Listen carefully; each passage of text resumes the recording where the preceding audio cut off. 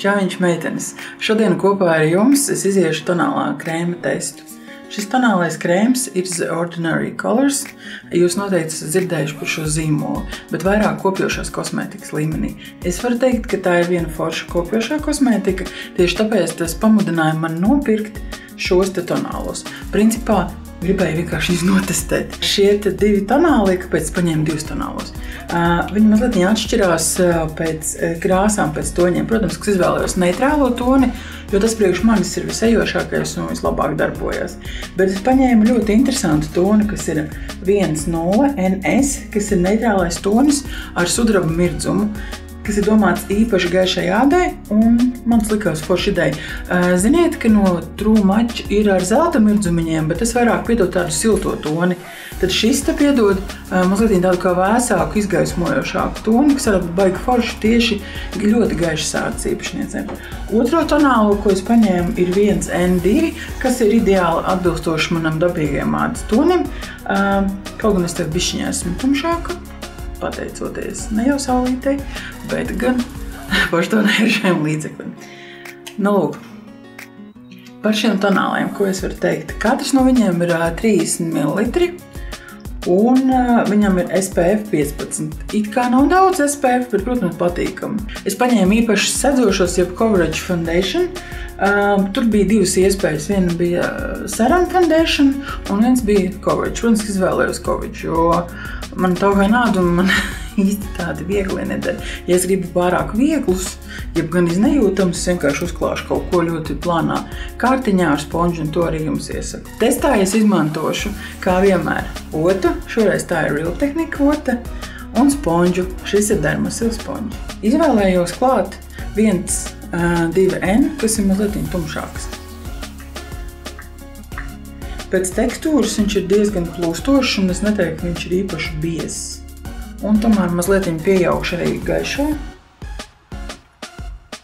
Nu, idejiski viņi ļoti līdzīgi pēc saviem toniem. Diezgan tāds gaišs. Tas, ko uzreiz var teikt, kad klājot ar otu, tomēr veidojas mazliet švīkas. Un jā, šis nav matētais tonālais krēms, viņš ir drīzāk ar tādu dabīgu finišu, kas rada dabisku efektu, neveido maskas efektu. Šis ir viens no tiem tonālajiem krēmiem, kuru man nav bail klāt arī šeit, Zemunas rajonā, jo viņš tiešām nav smags. Nav ko redzēt atšķirības starp sejas toņiem. Šeit jau redzams, kā sejas tonis ir izlīdzināts, un pēc tekstūras, manuprāt, ļoti tāds dabisks un luminiscējošs.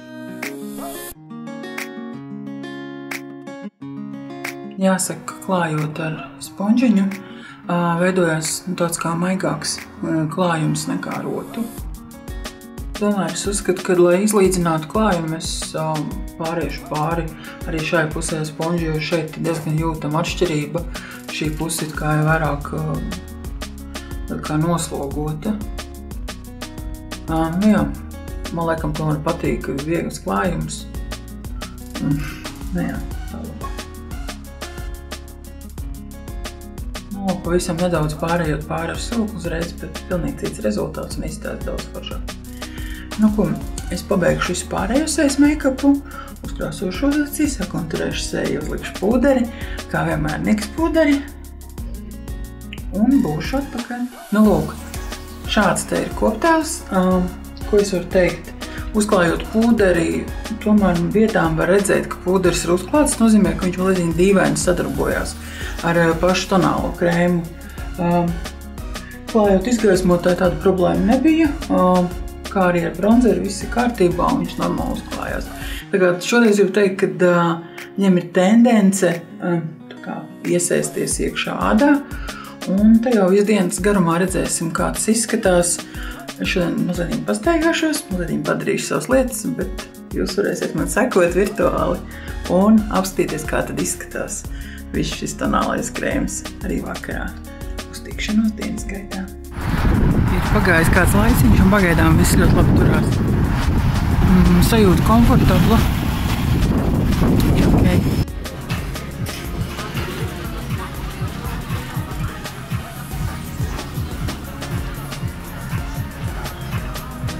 pagājuši kāds 5 stundas. Man liekas, ka bišķi vairāk. Un ir ok. Šeit varbūt, es ēdu, šeit bišķi ir nogājis no lūpas te. Jā, ne vairāk, principā. Un bišķi nedzunīšu uz degunu. Bet tā viss ir baigi labi. Šodien labi turās, varbūt tāpēc, ka ir augstāks laiks nekā ierasti, jā. Kaut kā tā.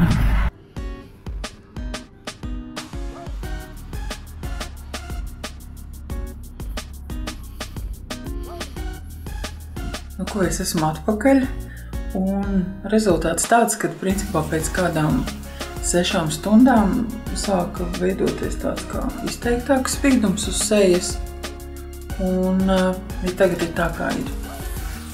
Ir pagājušas aptuveni 9 stundas.